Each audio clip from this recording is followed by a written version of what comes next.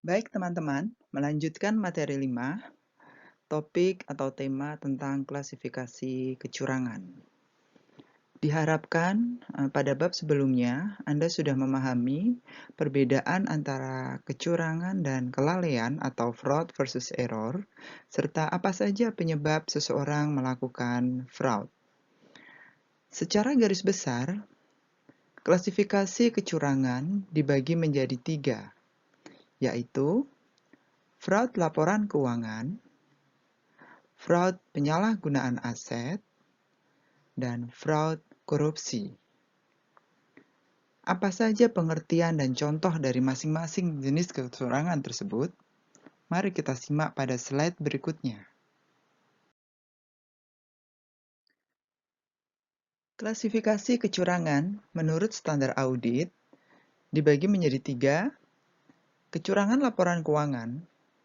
Kecurangan ini biasanya dilakukan oleh manajemen dalam bentuk salah saji material angka-angka dalam laporan keuangan yang dapat menimbulkan kerugian negara ataupun investor. Yang kedua, kecurangan penyalahgunaan aset. Kecurangan ini dapat digolongkan ke dalam kecurangan kas dan kecurangan atas persediaan atau aset lainnya, serta pengeluaran biaya-biaya yang dilakukan secara curang. Ketiga, kecurangan korupsi. Kecurangan korupsi mencakup gratifikasi atau hadiah, pemberian ilegal, suap, dan kolusi. Biasanya, fraud korupsi ini terjadi akibat penyalahgunaan wewenang seseorang dalam melaksanakan jabatan.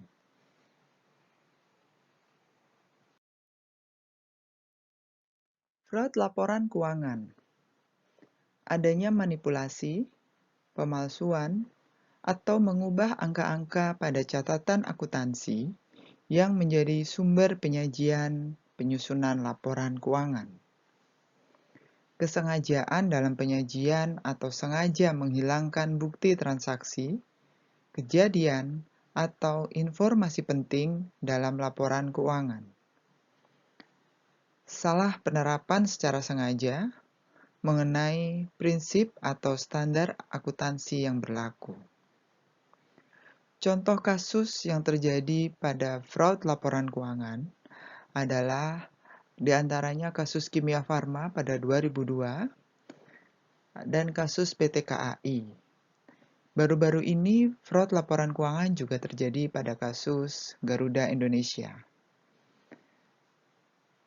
Pelaku fraud laporan keuangan biasanya melakukan tindakan dengan manajemen laba dan income smoothing atau perataan laba. Hal ini tujuannya tentunya untuk mempercantik laba dalam laporan keuangan. Selanjutnya, fraud penyalahgunaan aset. Kecurangan ini meliputi manipulasi pembelian aset, adanya kerjasama dalam pengadaan aset, adanya penghilangan atau penyembunyian bukti pembelian aset, pengadaan pembelian aset yang diatur, pembelian aset yang melebihi harga pasar, dokumen pembelian fiktif atau dipalsukan. Contoh tindakannya seperti rekayasa tender, lelang yang diatur, dan markup harga.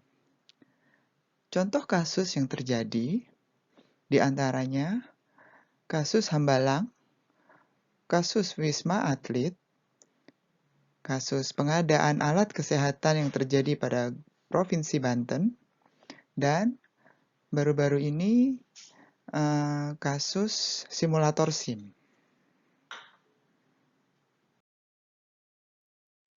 Selanjutnya, fraud korupsi.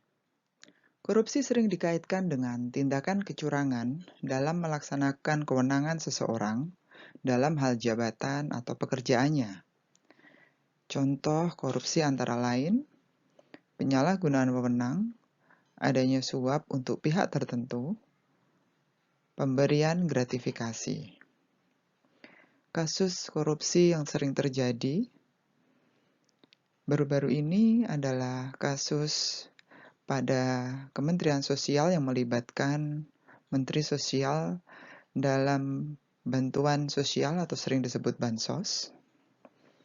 Kemudian kasus pada Kementerian Kelautan Perikanan yang melibatkan Menteri KKP itu sendiri pada kasus ekspor baby lobster, dan masih banyak kasus korupsi lain.